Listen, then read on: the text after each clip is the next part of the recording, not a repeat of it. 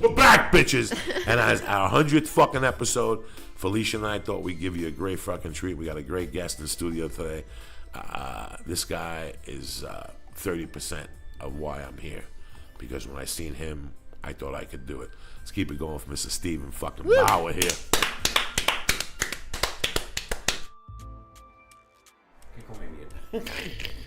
What's he gonna do, bro? She just doesn't, you know. Now, what's the sequel they were talking about? No sequel. Something that she did do something. A game, she did do something.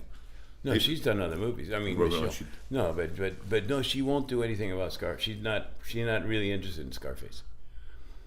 It's something that, I don't know, maybe it's just a bad period in her life or something, or she's just not down with what the whole movie represented. What it represents, or what it turned out to be, what it turned out to influence, you know?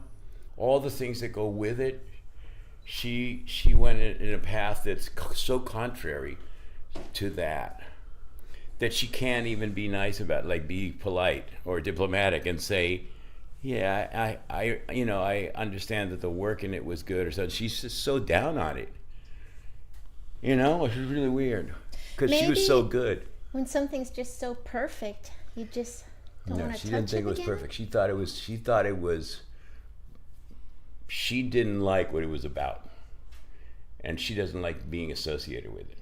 See, because of what it turned out to be. See, we're most of us are okay living with the fact that we're not intending it.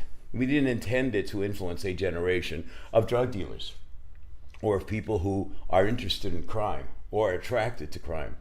We didn't do it for that. You know, it happened to have that effect. It's also had many different other effects on society and on subsequent generations. But she just doesn't, she's just not down with the fact that it did that and that she was part of it. So she doesn't want to take any credit, because most of the people who want to talk about Scarface are in fact lauding it. They're really celebrating the fact that, hey, years later, you got a serious movie, you know, serious, affecting movie on society and on society since then, you know. And it's had the last laugh, really. Those of us who were part of it really have had the last laugh, because as much as it was maligned and shunned in its time when it was released, it's had a much larger positive response now in recent years. So she doesn't really, I understand. It's just like, she knows people are going to say, so what do you think? Huh? How do you feel about Scarface now? And she's going to go, I still feel it. I still feel it's a really, really gross and, ugly depiction of, you know. Now, how was she when the movie was first released? Did she feel the same way? I don't ever remember her being really excited about it. She was, and actually doing the film, she was always like a very, very terrified, animal, wounded animal. And there were circumstances in her life, obviously they were not great, I knew her a little bit, and I knew that her life was not happy, it was not joyful. And I know that even though the role was a great opportunity and a great role, and she did a great job, in it. She's very, very brave in it. She really holds her own. But it took a lot to get there. And she had a coach. She was working with a very famous coach at the time, Peggy Fury. And I remember that she was really, she was on the phone with her, or, always connected to this person, because she was virtually alone on the set. Because it was a man's world. Right, yeah, it was a man's world that we were in, and it was a boy's world. Not to say that Al and I were part of that world. There was that whole world in it within the film, the filmmakers. There was a certain clique, and the crew itself. The crew was very, very rambunctious and very excited, and they loved it. They were way ahead of the game.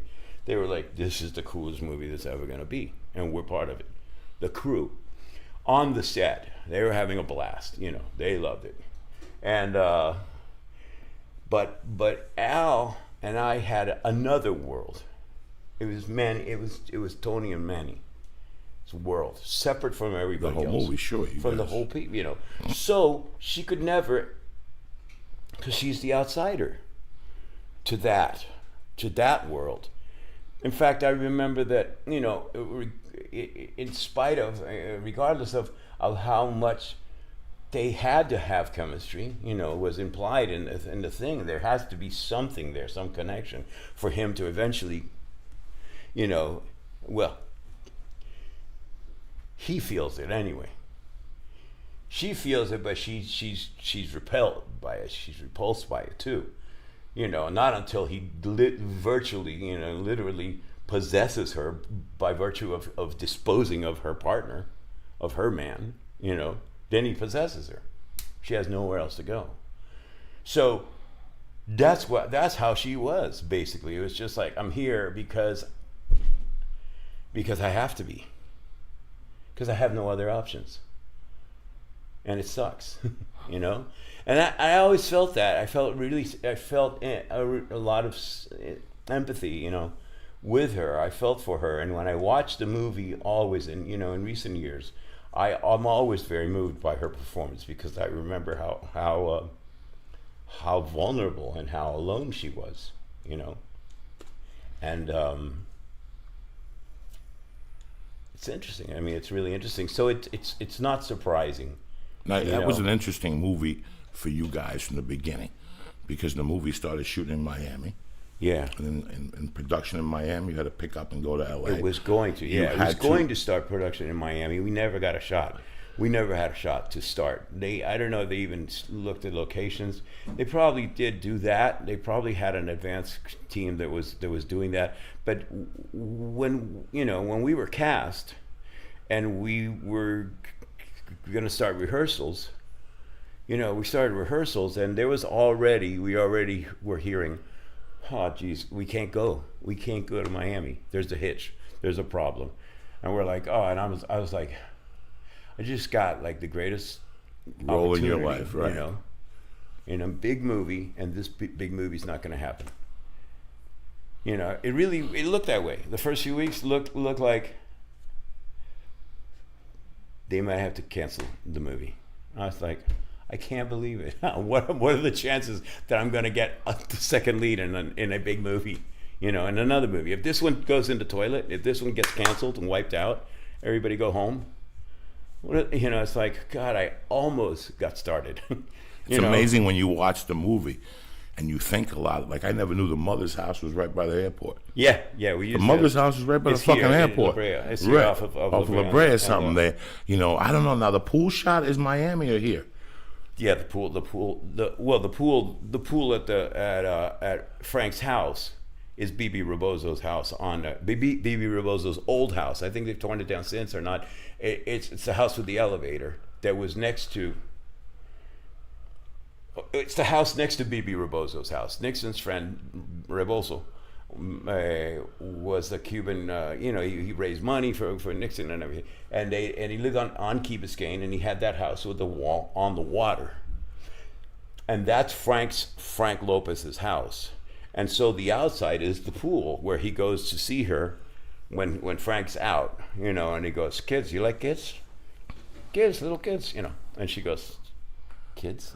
Yeah, if there's a nurse, And he goes, oh, come on. First time I saw you, I said to myself, she's a tiger. She's just like me. and that house was obviously Key Biscayne, but it's interesting because instead of using the house itself, the location, they wanted something more, just more, I don't know, more grandiose. Visual, grandiose, for the entrance to the house. So when you see that we do the thing, and the thing goes down in Miami Beach, the first gig, the first shootout, and then we get together with Omar, and he's in the car with us, and he gets out first and kind of pushes past us, and we're going up Right, some right, stairs into the thing. That's supposed to be Frank Lopez's house, and it's actually the entrance to the lobby of the building on Brickell. Remember the first building on Brickell, the one with a hole in it? Yeah. Oh my God. Yes. That one. The one. What happened to that building? It's still there. It's still there with the hole. It's still okay. there. And so that's the facade. Supposedly that's where we're going to Frank Lopez's house, and then we're inside the house with the elevator, and that is that house. But why didn't they use a normal entrance like a house?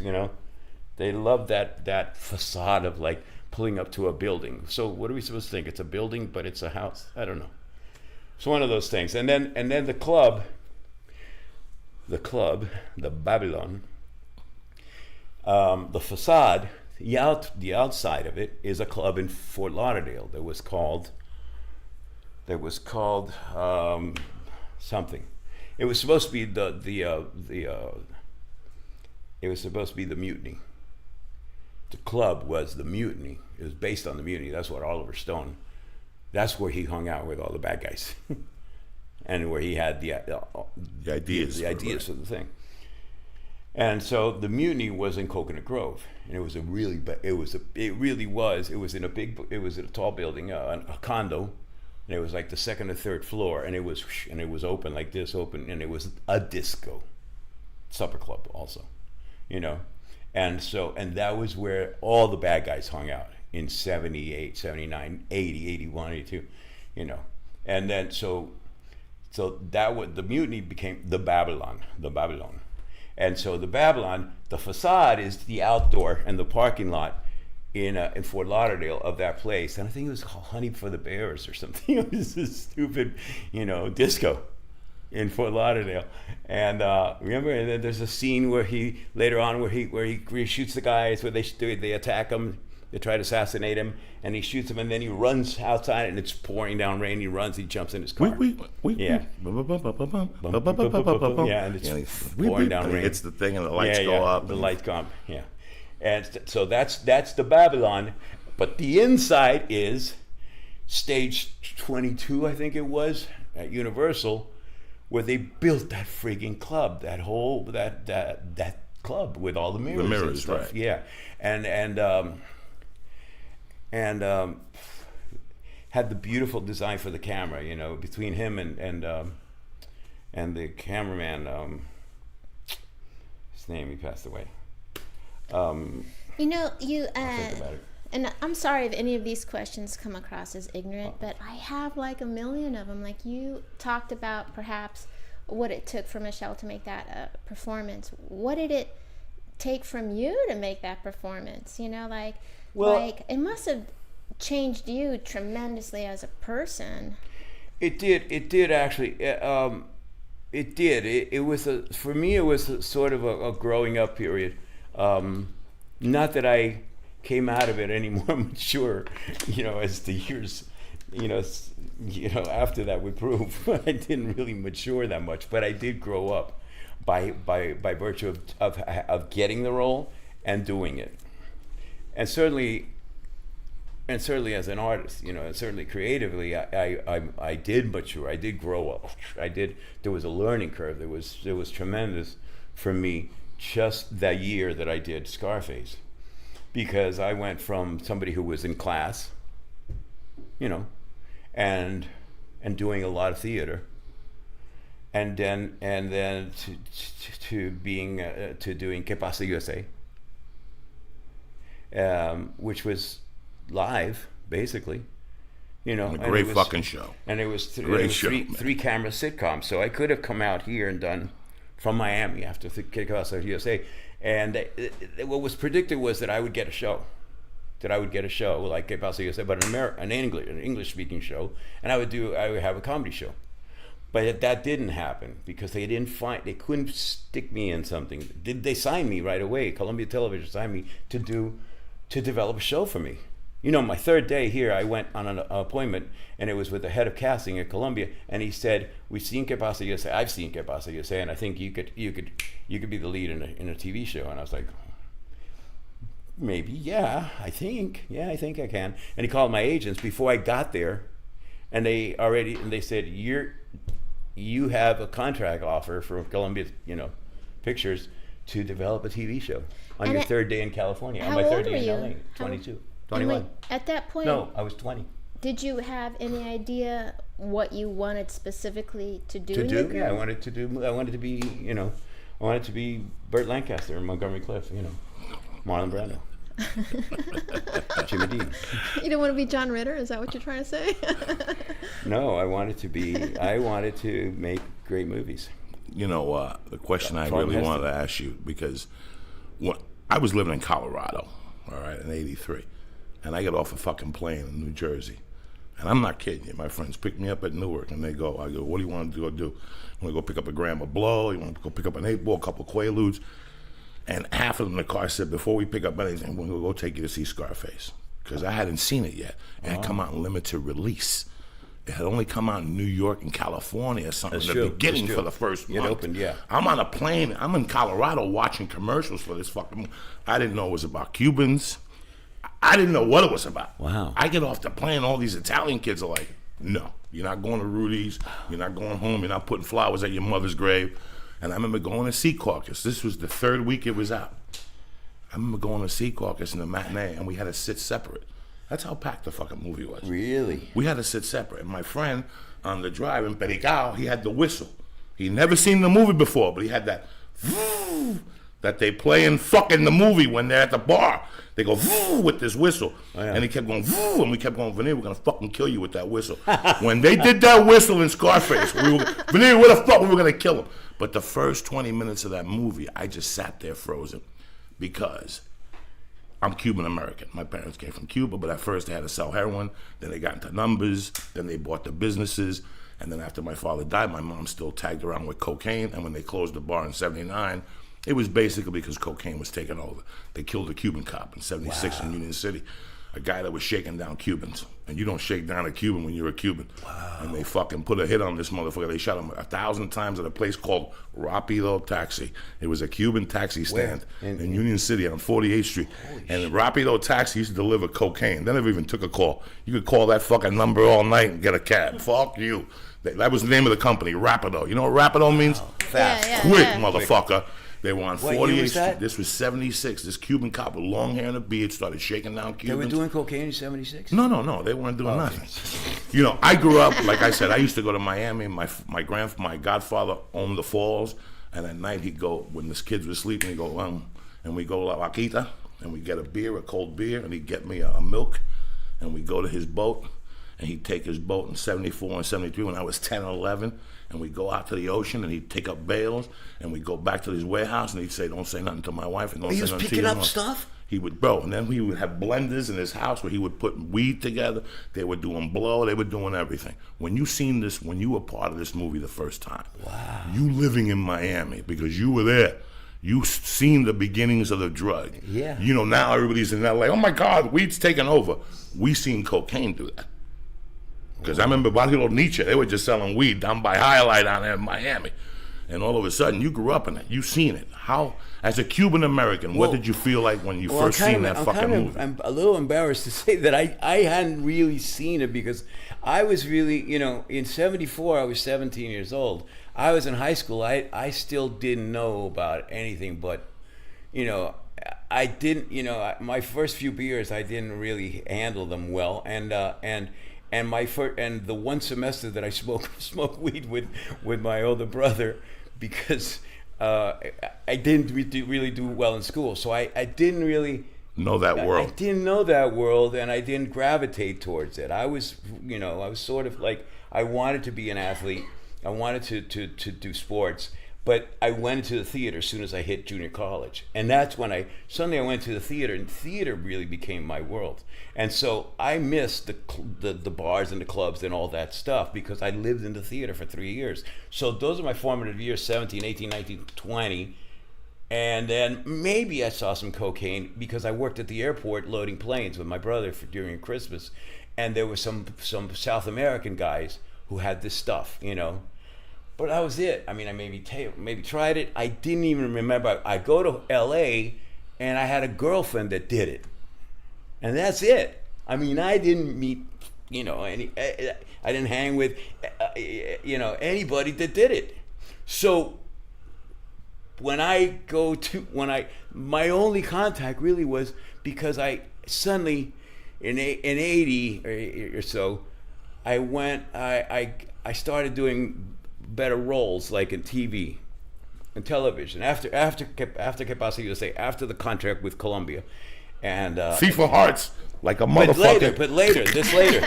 I seen that with a double feature with Officer and a Gentleman in Harlem. Officer and a Gentleman, yeah. I almost got Officer and a Gentleman. I almost got cast in that. But the thing was that I hadn't done a feature yet, but I did this TV movie. I met Melanie, and once I met Melanie Griffith, and her set, her generation, they were doing it. They were getting done. I didn't say she was. But that was, it was par for the course, and that was for me like this. Boing. I was like, what? Like everybody's doing it. And I thought, I think I did this back in Miami, but that was it. So I was a virgin, I was like a saint. I was a greenhorn, and they looked at me that way. They were like, what? You don't, And so I was catching on slowly, and then suddenly we moved to New York, and then I got Scarface. So when I got Scarface, the role is, like you said, did it cost me what did it take for me to get there? Mm-hmm. Well, it took me a lot, because all I could do was like imagine what those guys were like. Like I'd met one or two. And luckily we were afforded the opportunity to meet some guys who had been through the horrors of prison in Cuba, who had sold cocaine in Miami, who had been arrested, who were doing time. We were afforded the opportunity to talk to them. And that's where I got a lot of the education in a hurry. Other than that, all I could say was, oh yeah, I used cocaine, I used it, I started using it last year, periodically, recreationally, but, I didn't know shit, I was really, really green about that. So I didn't know that. I'd never seen that scene. Later I was catapulted into that. After the movie, that world became really up in my face. It was everywhere. Because it was everywhere. Because the assumption was, I'm part of that. You're part of that. See, so you made that mistake right now. You thought you saw that. You wouldn't. No, I thought you grew up in fucking Miami in the 80s. I did. I remember when I went to Miami in '84. My uncle's like, but I was gone. My godfather's like, Ochoa has the house next door. And this is in the Falls. Yeah. The whole block. Everybody was out there jawing, riding their bicycles. I remember going to Miami in '84 because in '79, my uncle, they pinned a crime on him from the '60s in California. Wow. So he lost the house, the 5 properties, Monkey Jungle. He lost their pinga, right? So they had to move to Atlanta. So after my mother died, I said, no, I didn't have contact with him. And one day I was eating at a Cuban restaurant. Some guy seen me, goes, Rodolfo's out. He wants to see you. So I went down to Miami to see him after all those years. Wow. And Miami had changed. Yeah. And I remember my cousins who were in Catholic school in Miami, all of them were beautiful. I remember them picking me up at the airport going, let's go get a package. And I'm like, what? And they took me to right by Okeechobee Island, Lake Okeechobee. Okeechobee. They took me to a trailer. The guy was 68, 70. Yeah. He had a girl in the bed, Felicia, that was probably 23, and he had one of those things. We knocked on the door. El viejo salió para la puerta. ¿Qué quiere? Un paquete, come in.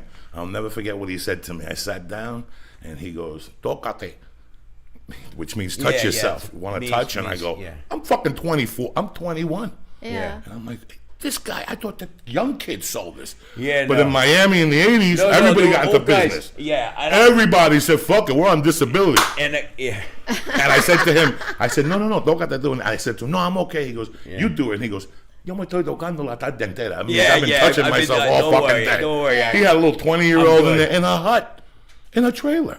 They had it everywhere. Yeah. You went for a gram in 84, and they just give you, open your hands. Open your hand. What paper? Get your fucking hands out. Here, take it. I got no fucking paper. Take it. Yeah. It was in a bunch. Everybody had it. Everybody fucking had it. Yeah. So if you're down there, the Pelican Club in Coconut Grove, I remember going there with my cousin, when they had the pink T-shirts with the ducks. Yeah. It was fucking everywhere. And that's why when I watch people say to me, what do you think about Cocaine Conway? You know what? I got to tell you something, bro. In the 70s, I was seeing that already in Union City. Because when my mom died in 79, she was already holding shit downstairs in the basement for people that would drop stuff off. And I would steal something. My mom would come up and go. See, I was completely. My mom would say to me, I don't know, something's weird. That weed keeps disappearing. Then they started, because at first it was weed, then it became coke. But you weren't in that culture. As a Cuban, when I first went to see it, I was blown the fuck away. Yeah. I was like, how do they know about this shit? And here's the other. Here's the other thing. And Al. So when we met, when the director and producer Brian De Palma and Bregman, basically they chose me, like from day one, the first time they saw me. And then I had to go through the audition process because they couldn't just make the decision by themselves. They needed Al, really. And he wasn't ready to make that decision. He wasn't ready to meet me, especially when they were telling him that the guy they found, his name is Stephen Bauer. And he's like, he can't be Cuban. And he said, oh yeah, he's Cuban. And he goes, then why is his name Stephen Bauer? So Al, and Al had somebody else that he had promised an audition for. So he was being very loyal to. He was loyal to a friend of his, and so I waited all summer, and I turned down what would have been my first film. I finally got an offer to do a film, like right away, bang bang. While I had already auditioned, I had already been seen for Scarface and been told by Bregman, you're going to do this movie, but you have to wait. And I have to tell my agents at the time, I got it. The producer said, I got it. And they're like, sure. John Travolta's going to do that movie. You know that. Don't delude yourself. And I said, no, the producer told me I'm going to do it. And I said, there's no way. You're nobody. They're going to cast a star in that role at Manny. So I had to go through the whole summer, and I turned down another movie. There was, it was a lead in the film. It was a small independent feature, but it was a really good story, great movie. And I pissed everybody off, including my agents, who were saying, take the sure thing. I said, no, because Bregman said I've got Scarface. So, and they all thought I was crazy because they said, you're going to trust him. Why won't he give you a contract? Why won't he call us and say, listen, I guarantee it.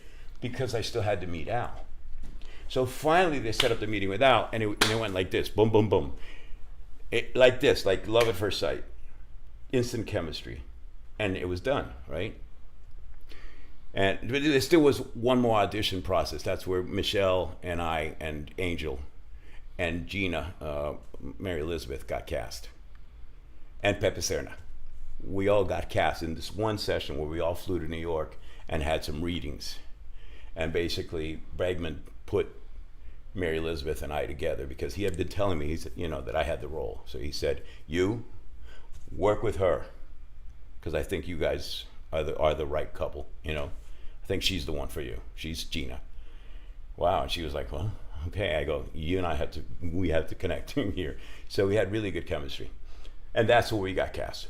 So, but as soon as we're together as soon as he and I have the opportunity, Al and I have an opportunity to start working, we start working. And he takes a house. I lived in Malibu. I was living in a little thing in Malibu, on the water, but a little tiny little place in Malibu. And he took a place for the summer to prepare for Scarface. We weren't starting shooting till November. We were going to start shooting. So in September, let's say, he takes a place in Malibu, and I go there every single day and hang out with him all day, all morning and afternoon, and just work on our lives together as the character. So that was what we did. Not the script, just us, just who we are, and the accent and everything, because I had the accent from my father, So one of the first things that happened was that he said to me, listen, I'm playing this character, and it's a drug dealer, and I've never done this drug. And I said, no? And he said, no. Why, you? And I said, Once, yeah. Yeah, Wow. once or twice. I've seen it, read about it, and he was like, "You have? Can you show me what? Can you teach me what is? I mean, what are the science? How do you?" And I'm like, "Oh, Jesus." Yeah. So that was another eye opener. Was like, this guy knows less than me about this thing. You know, we're both like these goofball. You know, like these like totally like alien to that world. Obviously, he had done Panic in Needle Park, and obviously he's not a heroin addict, but he played a heroin addict. He played a junkie in Needle Park, and it's a pretty convincing performance. Yeah, he does good in that. Yeah. And that's his first role, really, his first role, really, in a film. And how long was this period of time before the first audition to this time with Al in Malibu? Well, I auditioned in I think I auditioned in August or something, and in June or something, in New York, June or late May, June, and then I had to wait to meet him in late July or August, I think it was, at the end of the summer, and then it hurry up and happened. We got cast, we got signed, and we started not rehearsals but just hanging out together. And then we started rehearsals a couple of weeks after that, and we kept hanging out every day, but we started rehearsing it like a play at Universal with chalk marks and tape as the sets on the big sound stages, and with the whole cast. And we rehearsed scene after scene after scene after scene. We'd run through the scenes. For 2 weeks, we did these scenes, and we were like, we could take this on the road, man. You know, because it was tight, but there was still improvisation. And when we got to the film, to the shooting of it, then we really did. We did a lot of. We opened it up a little bit. You know, there was obviously we had found a lot more stuff in it. We didn't change the script, but moments did change in terms of we found a lot. There was a lot that was there. The script was great. And obviously there were scenes that were cut too, that we trimmed, that were unnecessary, and it drove Oliver crazy. It was his baby, and that caused a problem on the set, because Oliver was on the set early on with the script, going like, "Where's that scene? Where's the scene?"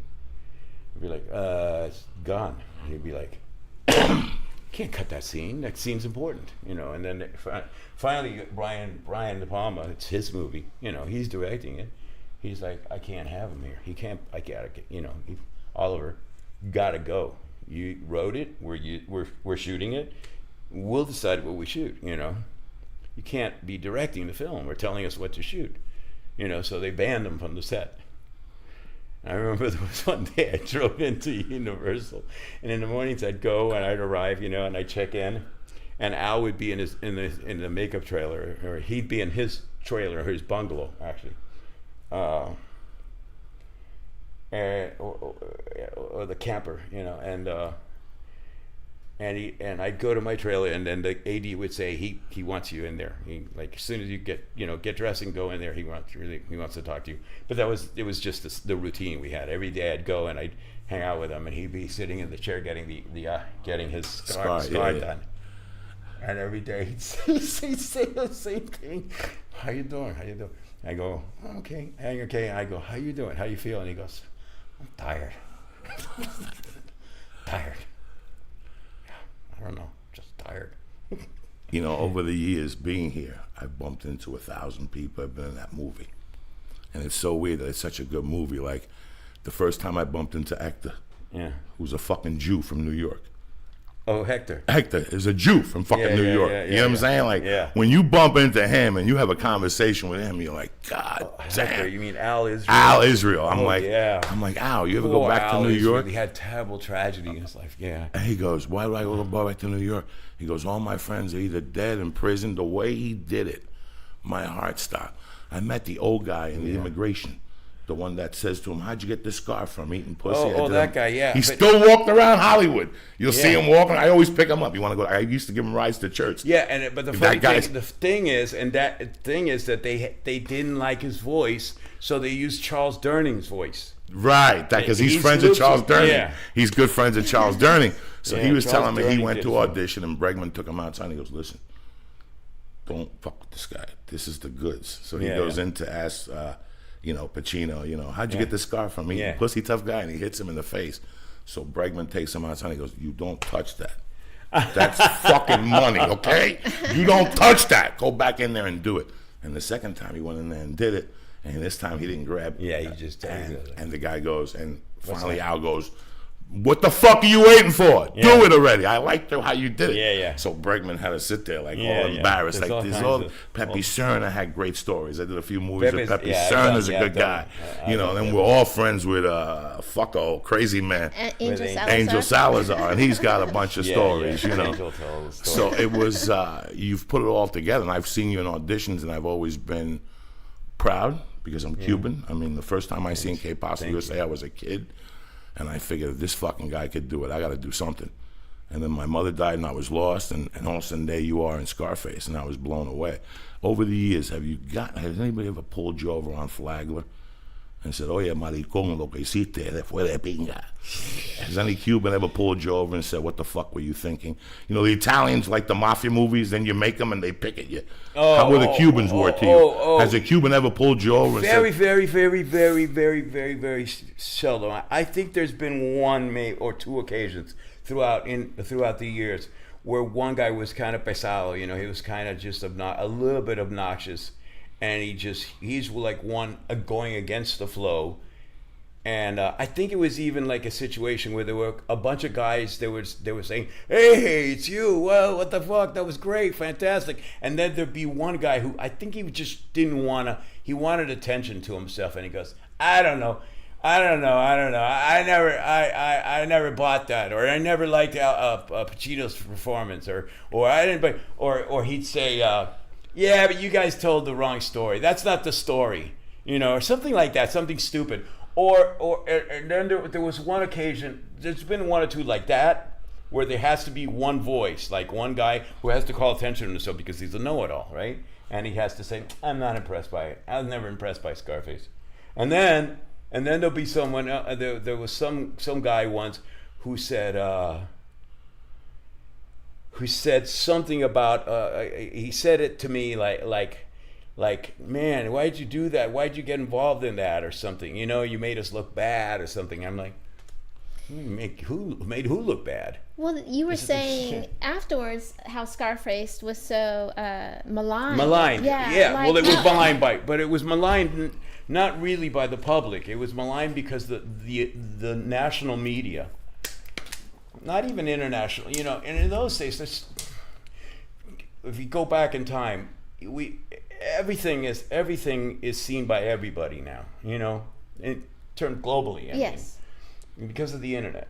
And in those days, it's long ago enough where literally something that happened in the United States, well, there was press and there was telex and stuff to Europe, and there was the foreign press that saw the movie actually were really knocked out by the movie, but the American press, the American media machine at that time, were really on the same boat. They were really mostly, especially the critical, the film critics, and they were basically all of the same mind, because I remember being like about 95 or 97% negative reviews, and they, we were handed, if we wanted it, by the publicity department, we were handed, within days, within the first week of the release, collated they collated all the reviews from all the journals in the country.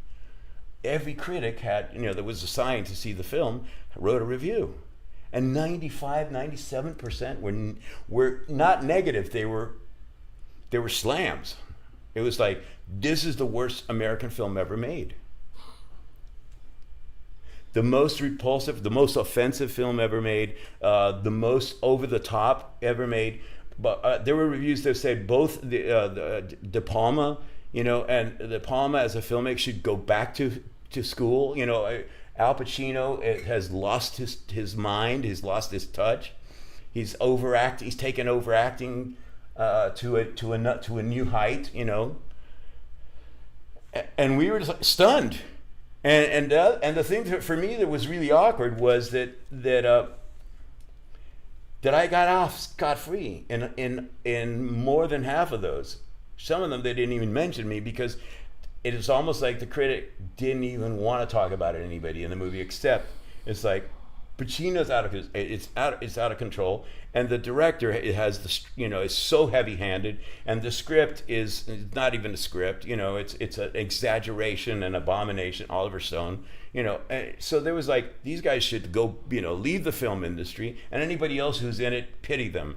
They'll probably never work again, including me. But there was a lot of reviews that actually the film critic would say the only person that gets through this is newcomer Stephen Bauer, who holds his own next to Pacino's, scene chewing, or whatever, crazy stuff that they would write because it was like this hatred for what it represented.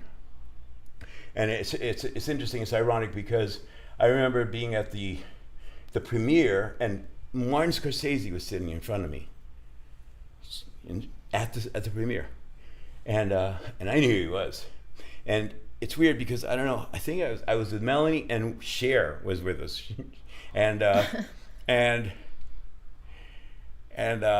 she was, she's really loud. And when I came on, when my name came on the screen, when I came on the screen, she went, "Yay, Rocky!" like that, because she was sitting right with us, and she was a friend of ours at the time, and she was really loud. And Scorsese, in the first 15 minutes or so, when we start moving, he turns around and he goes, they're going to hate this in Hollywood. They're going to hate it in Hollywood. He goes, it's great, you guys, this is great, it's great. But they're going to hate it, be prepared. I go, why? And he goes, because it's about them. I never forget that. It was just, I was sitting in a movie theater and I thought, oh great, this is the first prediction. They're going to hate it. And they did. They did. The film was not even considered for Academy Awards. It did get Golden Globe nominations for Best Film for Al and for me. I got a Golden Globe nomination, my first film, supporting actor. You know who Eddie Griffin is? But it was from the foreign press. You know who Eddie Griffin is? The black comedian. Yeah. He does 20 minutes on how Scarface should have got a motherfucking Oscar. Yeah. I'm telling you, we got to get those motherfuckers on the phone. There's still time, You watch. This could happen. But you proved them wrong. That's what I'm saying. You proved them fucking wrong. It didn't matter what the fuck they said. They were still looking at Hotel New Hampshire, figuring out what the fuck went wrong with Hotel fucking New Hampshire. And you fucking came along. Yeah. They couldn't figure out what went wrong with the Pope of Greenwich Village in 83. Then you motherfuckers came along. What else came out that year? Splash? I mean, you know what I'm saying? Splash was out with you, which is one of my favorites with fucking the chubby guy. Yeah. But you think about what Scarface did. There's two scenes in Scarface. No, it was Terms of Endearment. Oh, Terms of Endearment. Oscar. That's right. With what's her name dying of cancer and everybody in the coke and cancer ain't gonna fucking do it. Jesus. But it's amazing that scene where you talk about in the restaurant with the mirrors. You can fucking shoot pictures, Felicia. Yeah. How hard is it to shoot when you're surrounded with mirrors? What a lot of people don't know is that last scene when they shoot Tony, there was like a director's convention in Miami. Yeah. So Steven Spielberg has a camera.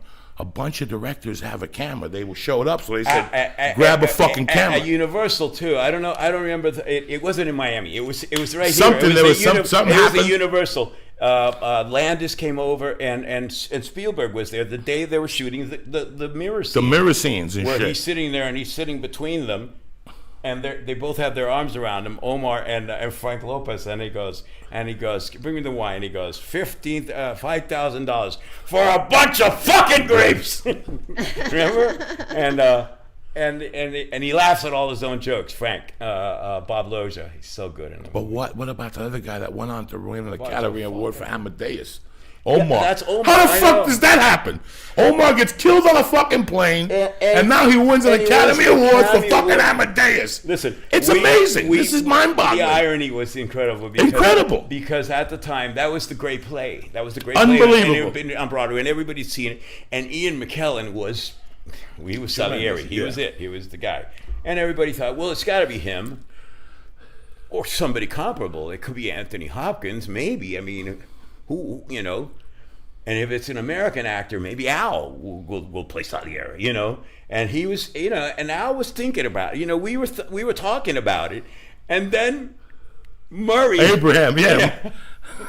And we had just done this scene where we couldn't stop laughing because he has a very animated face, and he does these very, you know, and he goes, "Do you know anything about cocaine?" You know, and every time he'd say that, I'd start laughing to myself, and then I would turn to Al, and he'd say, "Don't look at me," because he'd start laughing, you know, and I would start laughing, and then we'd cut. They'd have to cut. We did like 20 takes, and Brian's going, "What's the matter, guys?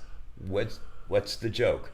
We go, "It's nothing. It's just we can't look at him," because he'd go, "Do you know anything about like that?" And and we'd go, "Oh, that's not how you do it. Oh, Jesus, it's terrible." No, he had the double barrel shotgun in that day. The thing that you bullet, turn around, the bullet, yeah. and you turn it, and the coke would come up. Yeah. But then sometimes you forgot to put it back, and it was in your fucking spilled. pocket. Yeah, You're like, spilled. God damn it! Yeah, yeah. Because the thing would leave, and it would just spill out a fucking hole. So, but it, bro, I mean.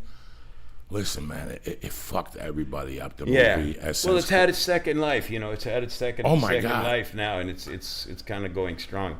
At the event we had last year for the Blu-ray release with Al and Murray there. Murray was there, and Bob Loja, and Bregman was there, and the audience gathered, and they just got to ask questions and stuff. And it was amazing that there's a whole generation, and all those people, you know, all those athletes who are just completely, you know, so influenced by Scarface.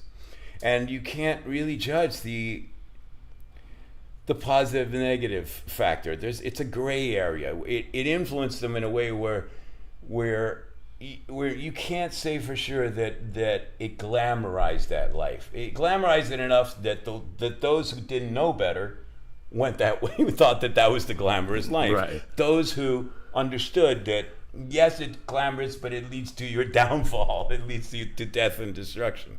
You know, so it has that effect. It really is. It's not an obvious effect. You know, when it's all said and done, it really is not an obvious effect. Obviously, it had that effect on certain segments of society, and we've all seen the result, because half those people ended up in prisons, you know, or dead. But the ones that claimed they were influenced by it and are big success stories, well, then how do you judge the movie? Does it affect you adversely or in a positive way because of its adverse results? You know, I was talking to a friend of mine at 6 a.m. this morning. He owns a funeral parlor. We've been hanging out for 40 years. And he called me this morning. He was asking me questions, and I said, you know, I'm going to have Steven on today on the podcast. And he didn't even know. He don't know fucking movie names. He knows you as fucking Manolo. So later on, he goes, hey, I just looked. That's the guy. He goes, you know, remember that night we stayed up all night doing like an 8-ball trying to figure out what Scarface says to the guy when he stabs him? We stayed up all night. Just from the friends you fucked. For the friends you fucked. Yeah. And we just go. That's all we did for 8 hours. 10 guys in the room. What did he say? I don't know. Do it again. What did he say? I don't know. Call the guy. We got to do another line. We need another friends you grand. fucked. We need another 8-ball. We got to figure this out before the night comes up. I mean, there's so many things that you look at it and people have grown, or for somebody to say that the movie destroyed their life, then you got to get a fucking grip. Yeah. You got to get a grip. Let me ask you this real quick. At that point, when all these reviews are coming in, Martin Scorsese turns around to you and says they're not going to dig this. Yeah. Like, did you already have something else lined up? No. Or were you like, holy shit? No, you know? it was for me. For me, it really was, you know, the beginning of my career, and it was obviously an auspicious, you know, beginning. But you know, I'm on the set, but I'm not just on the set where I go to the set and I'm in a big movie and then I go home. I'm on the set all day with Al. and it's our movie. You know, in my mind, it's you know, I stand back also and I go, face it, kid. You know, you're not just in this movie. You're next to him in every scene.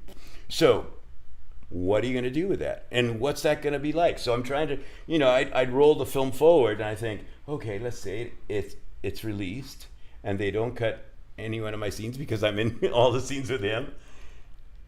And I'm not embarrassing, obviously, because, or else he'd kick me off, he would have kicked me off the movie. So how's it going to be? Well, it depends on if people like the movie.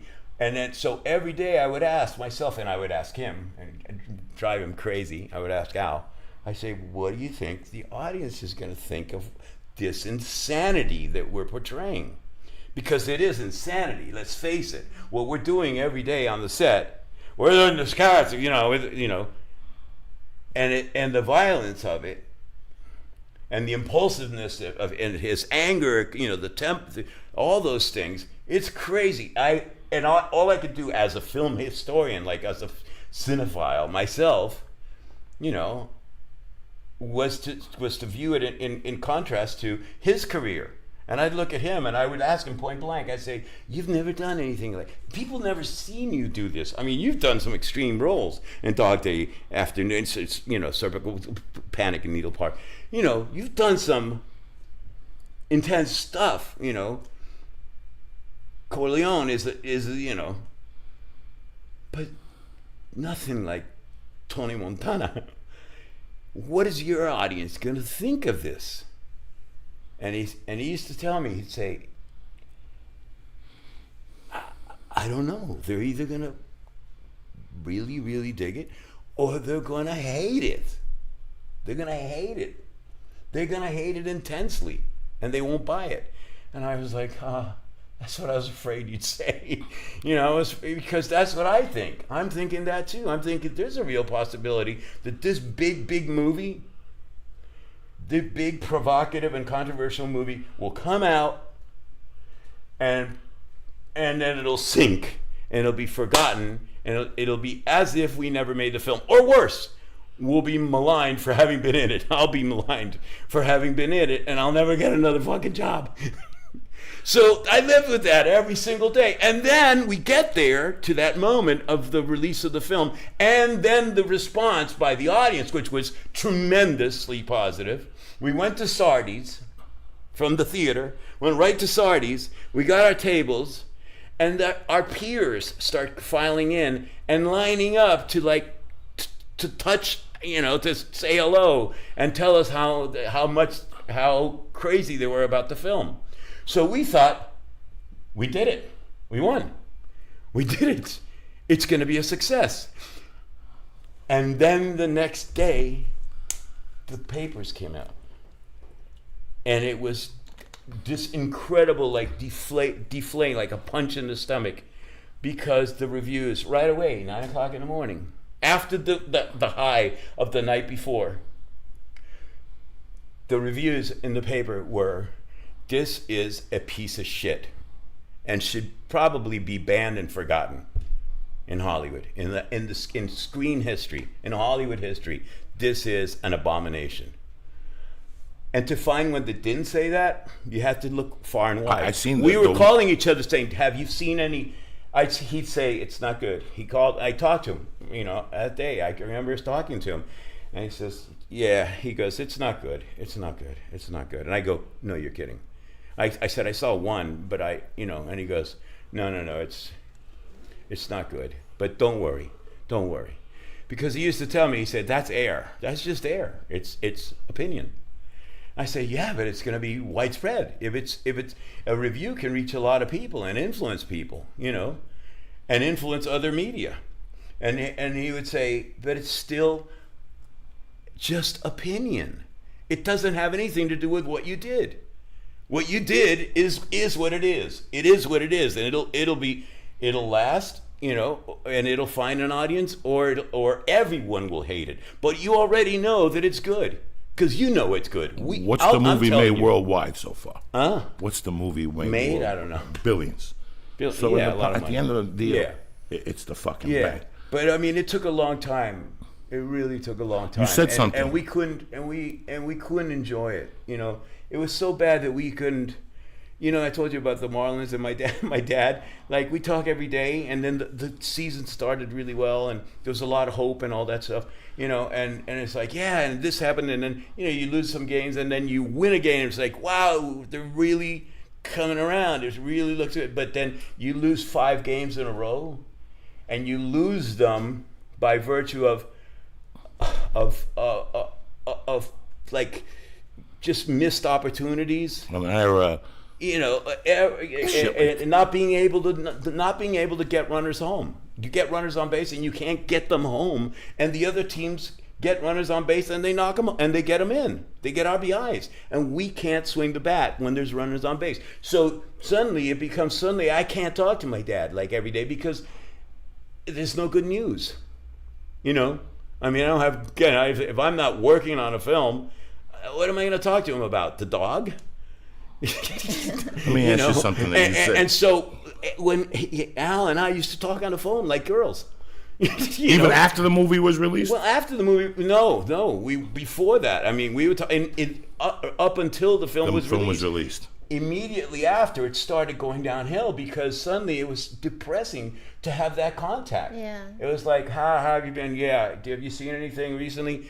Well, the Golden Globe, you know, the foreign press likes it. Some of the foreign press likes it, but it doesn't matter. I go, what about, is there any talk, anything, anybody in the Academy, have you heard anything? He goes, nothing at all. Nobody in the United States, in the film community, is talking anything positive about this movie. But that wasn't an exaggeration, because the next year, and the next year, and the next year, I would go on appointments in Hollywood. I'd go on castings, you know, and obviously there was people who liked the movie, but they were in the closet. There's a Scarface closet. You couldn't really talk about it. It's like being a communist when communists were out of favor. It's like now it's like being a conservative because liberals aren't in favor. It's like being a conservative in Hollywood. It's like you can't talk about it. So there were people, literally, I'm not kidding, this is exaggerated, but I would walk into an office and one of the executives, one of the guys, a young guy, would come out and go, fucking movie's amazing, you're amazing in this fucking movie. We don't have to talk about Scarface though. Come in, meet the guys, and you know, and then someone else would go, and Steve Bauer, and I'd say, hi, how you doing? And one of them would go, yeah, you're in that Scarface. I go, yep, yes, I was. And he'd go, what a piece of shit. I'm sorry, but what a piece of shit. I mean, you're good in it, you know, you did all you could. I literally would say that to me. You know, people would actually have the fucking balls to talk freely about it, like it was like that's easy to say.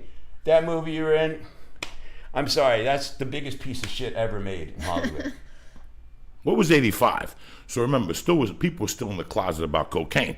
People didn't come out of the closet about cocaine until 1990. It was amazing, yeah.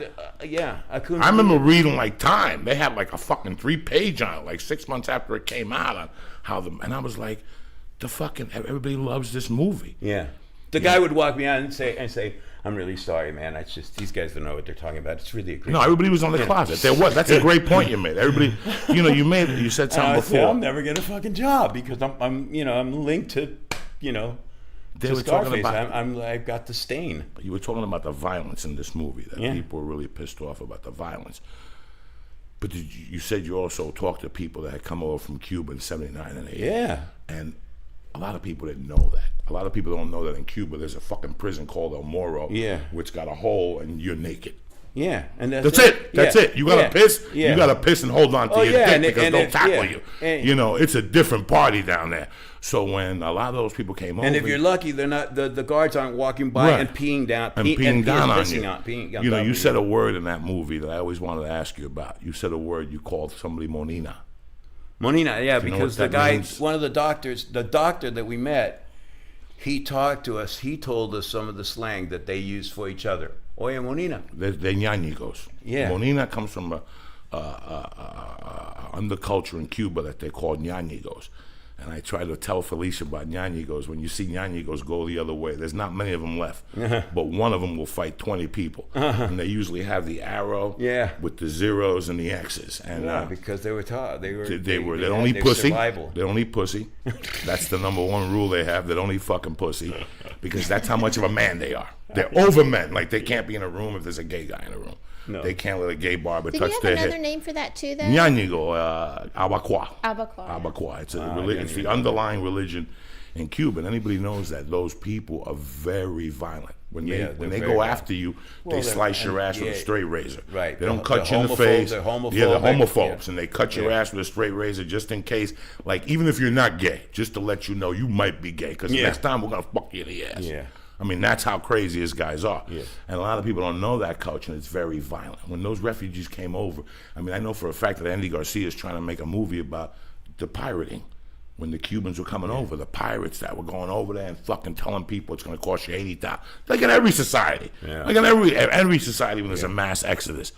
But it was, a lot of people never understood it. When I watched that movie, I understood it completely because I grew up in that. I grew up in that machismo. Yeah, it's got enough. See, the thing about the movie that's good is that when I watch it, it's got a lot of.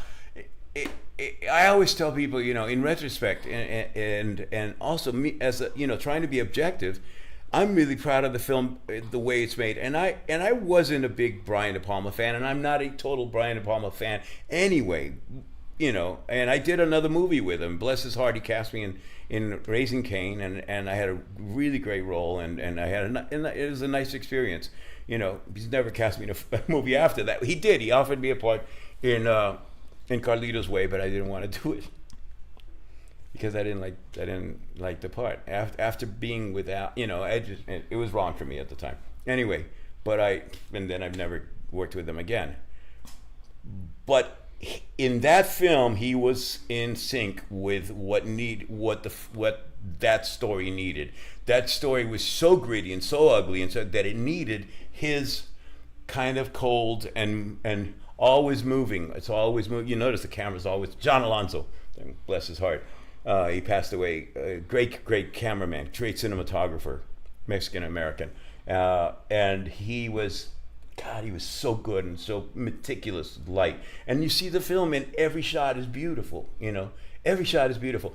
And you can say, as a film, you can say, wow, there's stuff in it that's almost too pretty to be so gritty, to be so violent. But it helps the film because it lulls you into this feeling of like, it's just a movie. It's just a movie. And suddenly there's this like real violence that happens, and it sneaks up on you, and it's more than just the graphic stuff.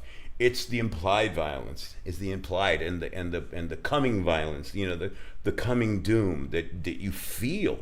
You really feel it because of his camera work, because of the hypnotic style that he uses. And so when you watch the movie, it could have been, because a lot of films of that era they smack of Hollywood and Hollywood cliches. But we really did get down and dirty with the language. The language isn't perfect. There's been more than a few people who I wanted to punch in the face who have said, oh, it's great, great, but Pacino's accent's not real. And I'm like, motherfucker, I taught him that accent. Don't be criticizing his accent. And they go, nah, he doesn't sound like a Cuban. I go, it's a fucking movie, first of all. It's a fucking movie. Come on. I wasn't even offended, and I get pissed off. You do that role. I wasn't even offended. You tell your friends in Miami Beach, I'll kill a communist for fun. Yeah. Before a green card, I'm going to cut that motherfucker real nice. That is classic fucking verbiage. The only complaint I have about that movie is that scene in Freedom Town where they kept running the same extra over and over again. I know. That motherfucker, I want to kill him. But see, that's the thing. Those are the things in it when I watch it that are just like, they're Brian De Palma things. They're Hollywood 1982 things that happen. You see it in other movies of the time. It's something that's almost like a formula and it's not even maybe, it's the filmmaker and his ADs also. It's the way they ran extras, the way they did the extras. It's the whole thing about, in Freedom Town, you've got a bunch of little people. And Cubans are not little people. You've got a lot of Salvadorans and Hondurans and Mexican immigrants in the extras under the 10 freeway, because we couldn't shoot in Miami and use real Cuban extras. You see what I mean? So that whole first scene, look at me, I'm 6'2", but I'm like head and shoulders over everybody else in the scene when I show up, because they're all like little guys. Little Indians. Yeah. And you watch it, and people are, and I'm watching it, I'm going saying, oh, it's an 80s movie about immigrants, but enough of it is real, enough of it becomes real and dirty, and Al insisted on it. That's why I worked with him. And we met with this guy, a Cuban doctor, who worked he was in prison, and he got out, but he saw all the savagery and the thing, and he taught and he gave us those slangs specifically. And Al specifically wanted to do certain scenes where he would say one thing that grounded the scene. Nobody said "dame un pase" in that movie. Did you say that? No, that's right. But you know what else? But the other thing is this. The other thing about the cocaine is interesting, is that it is ritualized, and the way it's shot and the way De Palma shoots it, it's ritualized, and that obviously was effective because you have an entire generation of drug users who do it the way it was done in the movie. So it was not done in a bullshit way, because obviously it's been copied.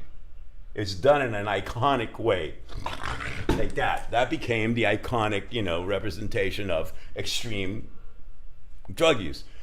But the funny thing is this: my character, if you watch the film, the next time you see it, my character is never ever shown doing a bump. No. Doing a bump. Oh wow! Yeah. And so to the extent where people in the first few years, who were like kind of like in between about the movie, they'd be like, "Whoa, wow, man, you were the only guy who didn't do drugs." They were trying to find like a silver lining. They were like, "Wow, man, it's that movie's amazing. It's really strong, and you didn't even do drugs in the movie, like you were the good guy." I'm like, "No, I wasn't." And and they say, "No, you weren't even into the drugs," and I go, you can't really say that about the character, that we never see you. And that's true, because Brian De Palma, the motherfucker, what he did was he never showed Manny doing that, and he did it for a reason. So when he catches me at the end with his sister, it's more of a sympathy. There's more sympathy, absolutely. That's why those stupid people come up to me and they go, "God, you didn't even want to be in that business." I'm like, that wasn't in the script. It's just the way it was cut. And it was cut so that it would have that effect where it's like, he killed his best friend who was such a good guy, But when he comes back, he realizes what he's done when he comes down Absolutely. off the coke. Absolutely. And you come down, how many times will I go out, grab a girl's tit, and you come home and go, but there's scenes. You're like, oh, fuck. But there's scenes, there's a scene where I have the flowered shirt, and Jerry the banker's there, and he goes, "What are you going to do, fly it to, Bahamian cabin, blah, blah, blah, blah, blah." And he goes, "Yeah." And he goes, "Take care of yourself." He goes, "You're in good hands." And he goes, "Yeah, I'm safe, but I'm poor." And all this stuff. And then the guy leaves, and he goes, "Fucking cocksucker." And then he goes like this, and he turns the thing over, and he makes some lines, and he goes... And he passes it to me, and they cut, though. And then you hear, because for some reason the sound guy didn't cut it, but you hear me going, like, you hear me snorting it, but it stays on him, so it never shows Manny doing drugs. Psychologically and subliminally, Manny's clean. If you open up that door, you got to close it. He Yeah. didn't open it. That's a great director. He didn't even fucking open it. Why get them all tangled Yeah, up? yeah, You know what I'm saying? exactly. That's brilliant. And there's Why open another the thing door? he didn't do. He cut me out of. Shot 2 scenes. He shoots me in a jacuzzi naked with 3 girls with champagne and cocaine, like this, a mirror, and a bottle and glasses of champagne and a girl naked in a fucking jacuzzi, and I'm like, hey, come here, like that. And then he didn't use it. He kept it for himself. He watches it, you know. He shows it at his little sex parties. Brian, pervert. And then, I don't know. But all I know is it disappeared. Is there one scene? And then there's another scene, one more. Okay. Because there's a scene where she and I are getting together, slowly but surely. So Gina, the girl, right? Because we're looking at each other. Now he shows us looking at each other once or twice, and that's it. Because remember, he said, "You stay away from her, man. She's not for you." Okay, all right, but I can't. You're right. So there's the wedding scene, and we look at each other. There's a moment, and then in the script, and they go, "Okay, now you guys, come on, we're gonna do the scene, and you guys are just beyond the wedding, after the wedding party," and they go down to look at the tiger. The camera pans down like this to the tiger, and then it goes over this little bridge into the forest, and there's Manny with Gina up against a tree with her skirt hiked up, and we're like having sex. Cut. They cut it because they didn't want the audience to say, "Oh, those motherfuckers are cheating on her. They're behind that motherfucker's behind Al's back, behind Tony's back." So when he catches me and he kills me, we were married. So the audience, you know, and it's more guilt for him. It's like, "Oh, you weren't doing anything wrong. You married him, and you know, I'm the asshole." So he's, you know, that's Brian De Palma. There's only one funny line in that movie, and it's after that, when he realizes he takes the coke out, cuts it, and he goes, "I gotta get organized." And he does a line of coke. Yeah. Because his ADD was kicking in. Yeah. He invented ADD. He said, "I gotta get organized." That is the funniest line. You didn't catch it in 1984. Yeah. You catch it now on TBS. You know what I'm saying? "I gotta get organized," and he does a line of coke, and right there, ADD was invented. Right there, people said, "All right, invent ADD. You gotta get organized." And there's I just wanted to ask, in the beginning of this conversation, you alluded to that this movie did step your game up. Is there one scene in particular that it switched it for you as an actor, that made you step up, or was the most difficult? Yeah.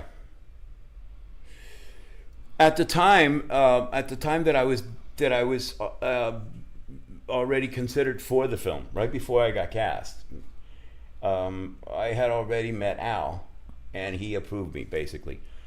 And then like a week later, my agents called and they said, "Listen, the auditions are coming up. The final auditions are coming up in New York. So now they're telling us, yes, you're the number one contender. You're the number one choice for the role. But they're still going to have auditions. You still got to go to New York. They're flying you to New York, and they're going to do a round of auditions. It may just be to show the world that everything was fair. That may be the thing, because we understand that Bregman wants you and Al wants you and everything, but they could still, stranger things have happened. They could have the audition, and then John Travolta is off at the role, because maybe up until now, John's best friends with Brian De Palma, and up until now they've left. They've said no, he can't have it. That's favoritism. In other words, you know, Brian can't just use John, you know, and Al can't use his favorite young actor. Nobody gets their favorite choice. They're going to take someone brand new, and that was me. So I had a good shot at it. That's why my agents thought, okay, maybe you do have a shot at this, but don't be surprised. Don't be, you know, let down if they cast John Travolta. Imagine John Travolta as Manny. No, it wouldn't have worked. Or Eric Roberts. You know, let me tell you. Or something. Eric Estrada.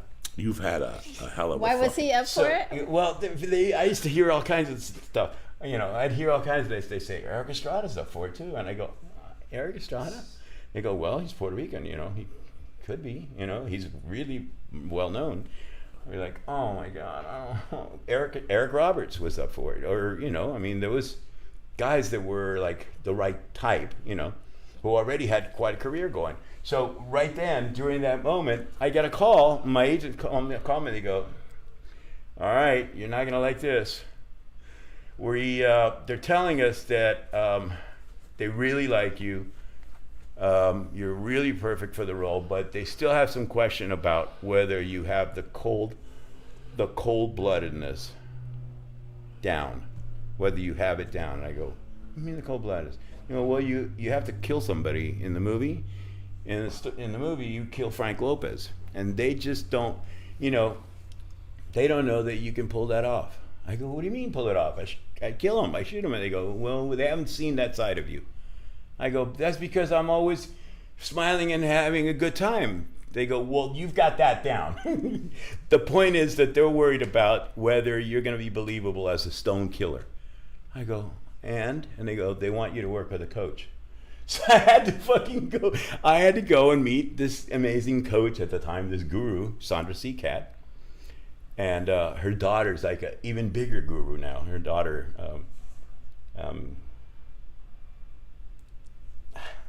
Gina, anyway, Seacat, anyway. And so she's like one of the great coaches in Hollywood. She coaches actors or actresses, right? And so Sandra was famous for living with, in New York City, she lived with Mickey Rourke and was his girlfriend guru, and got all this stuff out of him, and that's why he became such a great actor. And they were still friends, but he was on his own thing. But anyway, so they say, you gotta go meet this lady, and I go, "Oh my God, what for?" They're like, "Because they really need you to show more ice in your veins." And I'm going, "How?" I mean, So I went and I had to meet her, and she said, "This is what I've been told and she goes, "And I see it already. You're already a prince, right? But they need to see the frog." And I said, "Well," and she goes, "And you have a frog inside you. I know you do." And so she said, "You have to let him out."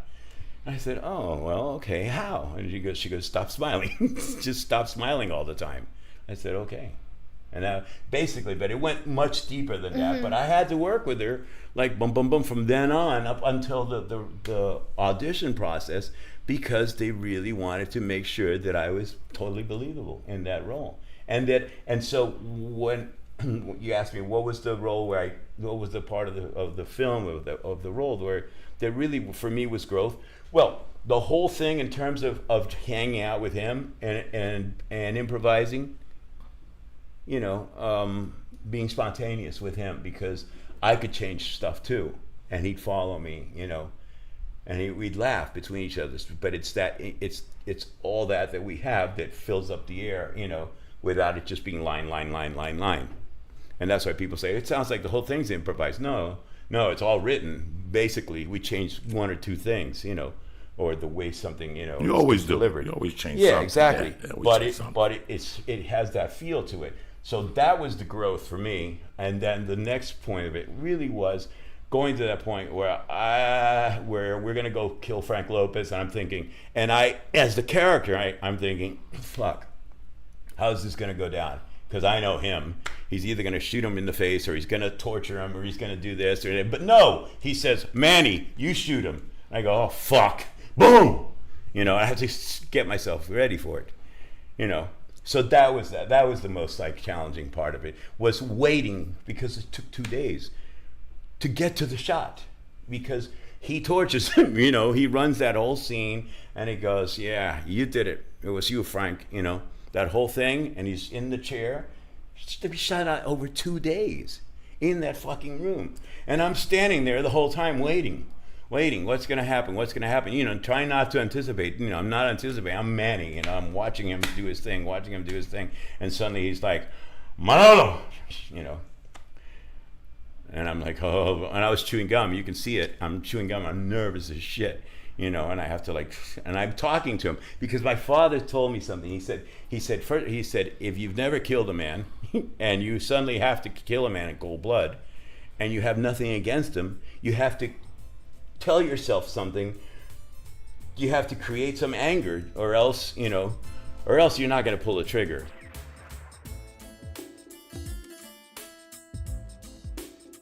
Yo, this podcast, like I said earlier, is brought to you by Audible.com. Go to audiblepodcast.com/BADB and get your 30-day trial right now. And it's a free audio book. You got over 100,000 titles, and the beauty of it, you can download it to your Android, to your iPhone, to your iPad, to your iPod, to your mother's iPod. Get in there, get the fucking book, get a 50 Shades of Grey, get mom whacking off, and let's get this fucking party started. Go to audible.com/BADB or whatever the fuck it is, audiblepodcast.com/BADB, and get your Audible download today and cut this shit.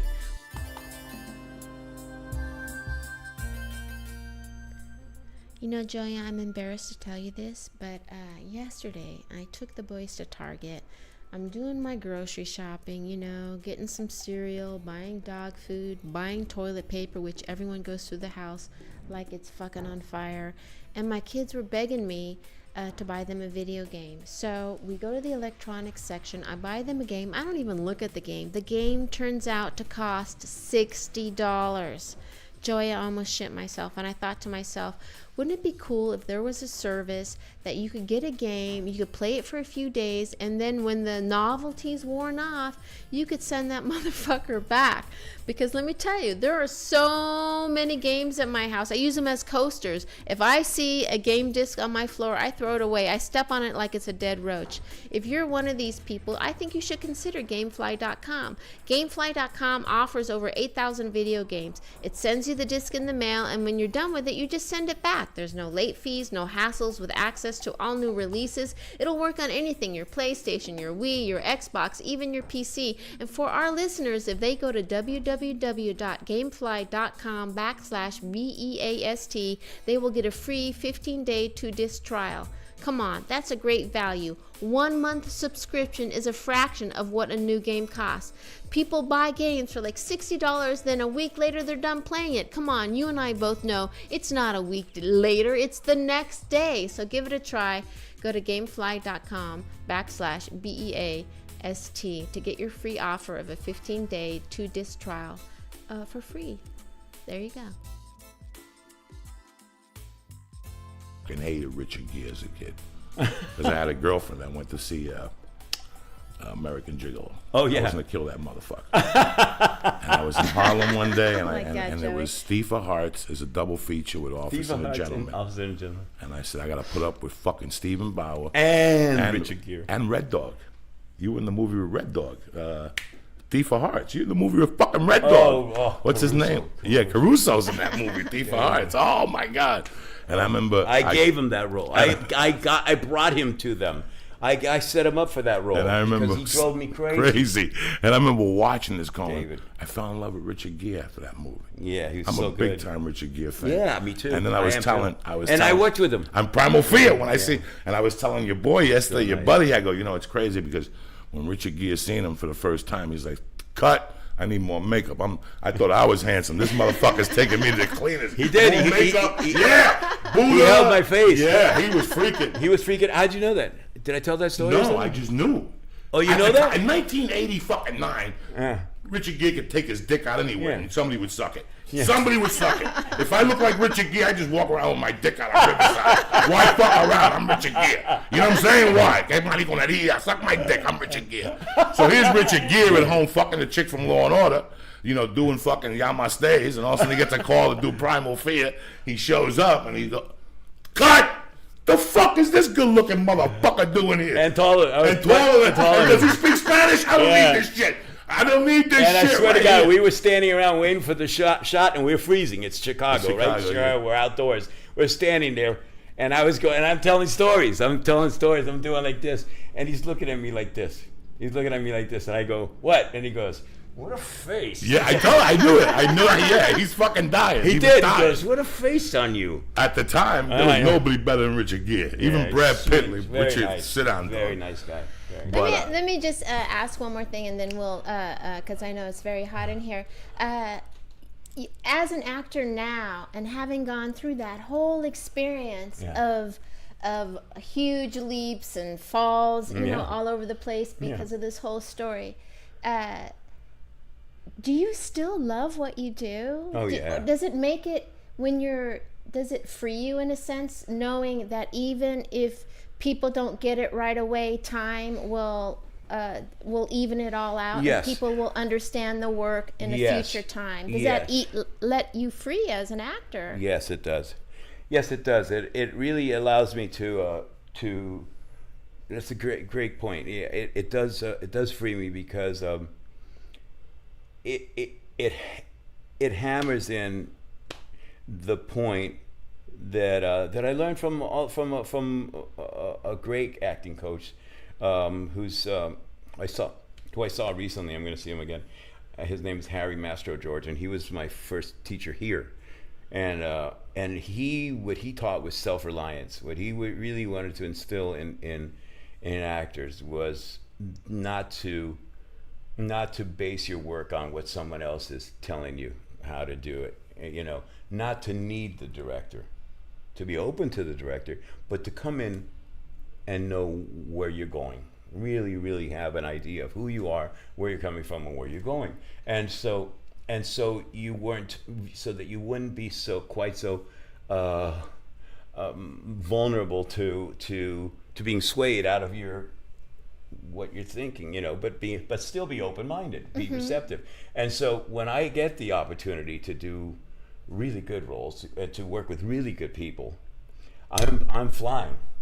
And is it fun? Yeah, it's still really, really fun, and I really look forward to it because I get to have a good time and experience something new. It's always something new, something new. I had an experience. It was one day's work, 2 scenes with Paul Sorvino. The beginning of the summer, and it was such a great experience, such a beautiful experience because it's just two days. You know, I mean, it's two scenes with somebody who's so full, you know, and so great. And I thought, I'm right there with him, and he's looking forward to working with me, you know. And so we were bouncing off each other, and it's just too bad it's so short, you know. We had 2 scenes, and that's it. But it's going to be great. It'll be, you know, so I could walk away from that and go, well, there's another one for my, you know, for my chest, you know. It's a body of work that you and then there's stuff that I did when I was not ready to work, or my mind was elsewhere, my soul was elsewhere, my soul was dark, or, you know, it was oppressed, or, you know, I was distracted, and the work itself, or the opportunity itself, let's say, was not a great one. It was not an ideal condition. The other actors were not great actors, let's say. The filmmaker was not a great, and I'll still, you know, and I have to look at that too. I look at that and go, there it is, you know, there it is. You know, well, where was I then? You know, hope a lot of people don't see this, you know, get rid of it, you know, but it's there. It's like, you know, the famous story about Paul Newman doing all this great work in his, you know, as a young actor on stage. And then he gets the opportunity to do a film, and it's the wrong film. It's a really, really bad film with not a good filmmaker, and a terrible idea to do a costume epic where he's wearing a short Roman skirt, you know, and his skinny legs are showing, and it's bad. The acting is bad and everything. And it's released, and he's a guy who's just spent like his formative years becoming an actor, a real actor, you know, and ready to do some really good work. He gets a call from Hollywood, and he does the first thing that they offer him because it seemed like a great opportunity, a lot of money, and suddenly, you know, go from Broadway to Hollywood. And he sees it, and he's like, no, I don't want to be known for this. And he literally borrowed money and bought the movie. Oh, bought he it. did? So that, yeah, it's called the Silver Chalice. And he said, no, I'm not. And he borrowed money and bought the rights to the film so that it would never be shown. I've seen it. I mean, I've seen parts of it. You can actually find it. You can find on YouTube or something. Oh, okay. The Silver Chalice. And he's walking around in a little skirt, you know. But not like a really well done costume, you know. It was like, let's make him look cute. You know, it was 50s. It was early, mid-50s, and it was bad design, bad style, bad, you know, it was bad taste. And he didn't realize at the time because it was just like, well, it's my first movie. I guess I'm in Hollywood. I should do what they say. And right after that, he had the presence of mind to say, that's a piece of shit, and I'm in it. I'm starring in it, you know? Well, we can't really do that now. You know, everything is forever now. So you have to be really careful. And I wasn't for a few years. There's years where I was just like, job, you know? You did the Louis Morrow movie with Joe Rogan. With Joe Rogan.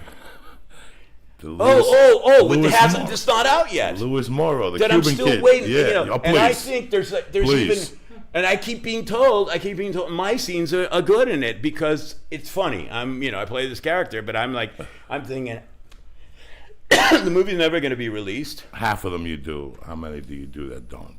And it's been 5, 6, 7 years 8 already. years. The chick went through fucking. The chick that did it was the girl from My Name Is Earl. Jamie and Presley. My Name Is Earl came and left already, and the movie still hasn't been released. Jamie Presley's in it. So I went to school with that. And Donald Faison. Faison. Who, you know, he's Oh, Cuban. Faison? No. You know Faison Love is Cuban. Not Faison. Yeah, Faison Love is Cuban. I didn't know But Faison Love? Yeah. Faison Love is I just Cuban. found that out. He just Really? said hello to me one day. He was born there, and then he was raised in Newark and somewhere else. So That's he's a where I Cuban. met him, San Diego. Yeah, Faison Love is Cuban. fucking Cuban. Wow. That just goes to show you You that. just never you have any know. dark cousins, dog? You have any black cousins in Cuba? Remember the first time you seen them, you almost lost your fucking mind? Have you been back to Cuba? No. You won't go back either? It's not that I won't. It's just that I haven't really had a real opportunity to go. I've been invited by the film festival, but that's kind of like the wrong circumstances because then you're lumped together with like that whole set.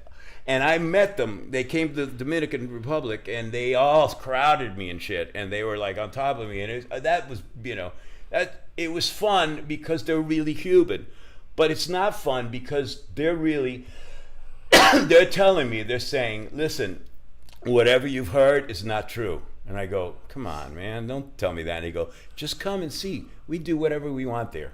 I go, yeah, you do, but you guys live a very, very special life. You know, you're the Cuban Film Committee, you know.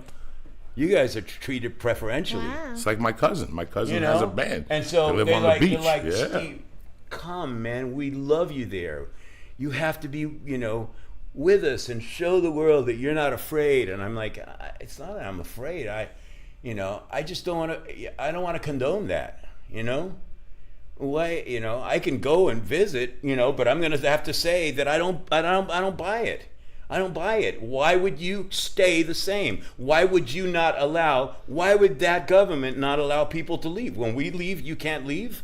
No, you have to stay there. Except for you guys who are sent out as missionaries. You know, it's propaganda. You know, it's bullshit. It's bullshit. And anyway, I'd love to go, but I'd go anonymously. I'd love to go. You know, I want to go see. I really do want to go. I every time I see anything about Cuba, I just saw a great documentary. I have to give a plug because it's coming out. It will be out this year and next year, and it'll be in film festivals. Hopefully, you're going to be in Toronto, Chicago, and the Telluride Festival. It's called Cuba American.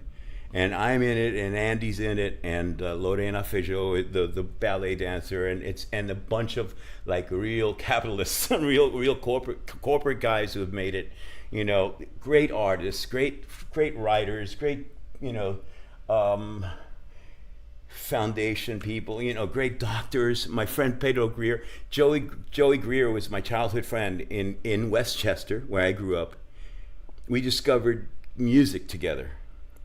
And he grew up to be a doctor, and we went in different paths. I went to Miami, I went to school, I went to drama school, you know, and he became a doctor. But not only did he become a doctor, he decided that the people who had no insurance, the people who lived under the freeway, you know, needed care too. And he created found this place for people who had nobody else, you know. And they were treated there. It's called the Camilla's House, and he's an amazing humanitarian. You know, it's this guy, and to watch him on the screen, we went to see the screening of the documentary, and it's an amazing documentary. It's one of the great documentaries you'll ever see. The music is incredible, and the way it's done, and it's a history of Cuba. First, the beginning illuminates anybody who doesn't know the whole story or part of the story or anything. You're tremendously entertained by and horrified by the story of the revolution and Fidel and how he betrayed the whole, those people, because he promised them this and he gave them him only. He gave them himself and his brother. And what's it called again? Cuba American. Thank you so much for coming and doing our podcast. I don't know if Joey told you, but this is our 100th episode anniversary. Our 100th podcast. The 100th podcast. Well, and so thank you. Well, brother, I'm gonna tweet about it. You follow me on Twitter at @TheStephenBauer, and I tweet every once in a while, and it's mostly about the Heat and the Marlins. And well, there's certainly something to tweet about the Heat in this room now today. Holy cow! Thank it's you so very hot much. here. Thanks, man. That was the bottom of my heart. It was great hearing your stories too. Hey, bro, thank you for inspiring me as a Thank you Cuban. very much. I was going through hell as a young kid when I seen you. Thanks. I knew in my heart that if you could do it, I could fucking give it a try. Fuck these motherfuckers. So I'm very proud of you, man. Good. Thank you very much for coming on the pleasure, podcast. man. I'll come back.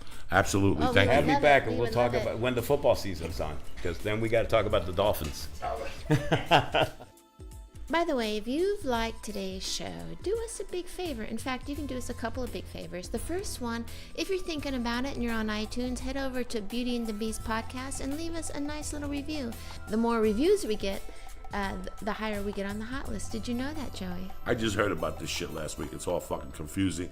And if you got any emails for us, send it at beautyandthebeastpodcast@gmail.com.